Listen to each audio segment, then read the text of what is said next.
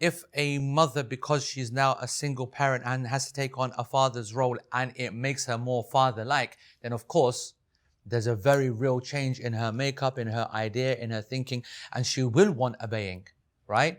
But there are some single parents who don't become fatherly, if you like, or a mother who doesn't become fatherly at all and doesn't expect that kind of, or maybe she does it, but she's not comfortable with it, or she doesn't like it, or she doesn't care so much about the kind of associated realities that come with that role of being a father that she's not, right?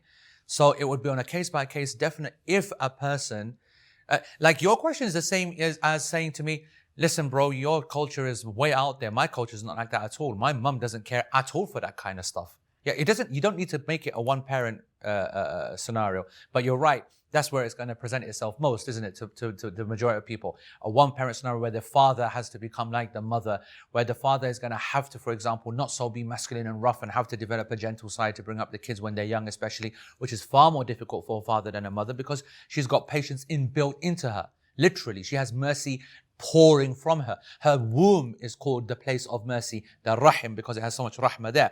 So they are so predisposed towards that a man, if he wants to do any kind of job like a mother would do, and in the absence of a mother, he's going to take on some kind of motherly characteristics.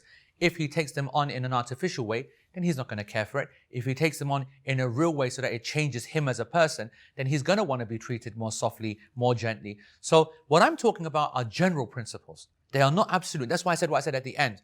Don't feel that you have to definitely, apply it like the way I'm saying.